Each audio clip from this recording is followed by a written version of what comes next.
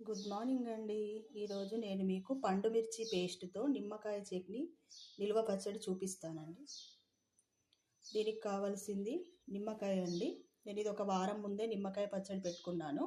కొంచెం మగ్గుతేనే ఈ పచ్చడి బాగుంటుందండి. తర్వాత పండు మిర్చి పేస్ట్, కొంచెం ఆవ పొడి అండి, కొంచెం నువ్వుల పొడి, సాల్ట్ అండి, వెల్లుల్లి, ఎండుమిర్చి, కొన్ని వెల్లుల్లి రెబ్బలండి. దీంట్లో కొద్దిగా ఆయిల్ వేసేద్దామండి. గ్రామ్స్ వైజ్ వచ్చేసి 50 గ్రామ్స్ అండి ఆయిల్. ఇప్పుడు కొంచెం ఆయిల్ హీట్ ఎక్కాలండి. చూడండి, ఇప్పుడు మన ఆయిల్ హీట్ ఎక్కిపోయింది. ఆవాలు, జీలకర్ర, మెంతులు,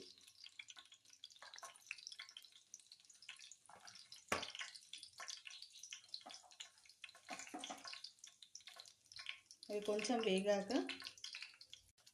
ఇప్పుడు మన జీలకర్ర అవి వేగిపోయాయండి. ఇప్పుడు ఎండుమిర్చి, కరివేపాకు వేద్దాం.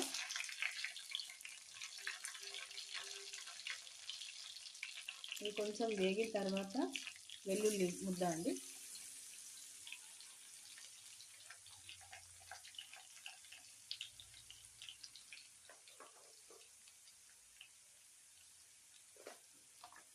కొంచెం పసుపు కూడా వేద్దామండి. ఇప్పుడు పచ్చడి ప్రిపేర్ చేద్దామండి. నిమ్మకాయ తీసుకోవాలి. దీంట్లో పండుమిర్చి పేస్ట్ కలపాలండి.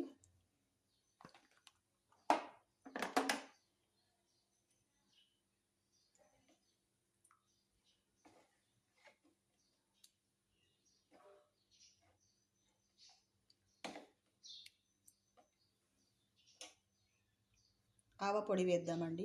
ఇది ఒక 10 గ్రామ్స్ అంతే. దీంట్లో ఎక్కువగా మసాలాలు పట్టవండి. కొంచెం నువ్వుల పొడి అండి.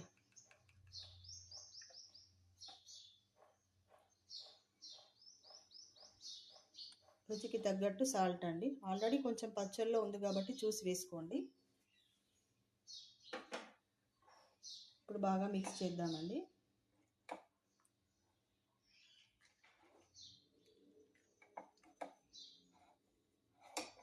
ఇప్పుడు దీన్ని ఇందాక మనం చేసి పెట్టుకున్న పోపులో వేసేద్దామండి.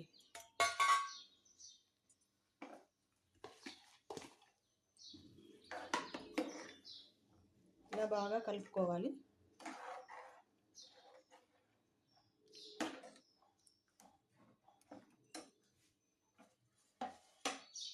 ఇప్పుడు కొన్ని వెల్లుల్లి రెబ్బలు వేసేద్దాం. ఇలా వెల్లుల్లి రెబ్బలు వేసుకుంటే అన్నం తినేటప్పుడు మనకు తగిలితే బాగుంటుందండి. టేస్ట్ పుల్ల పుల్లగా.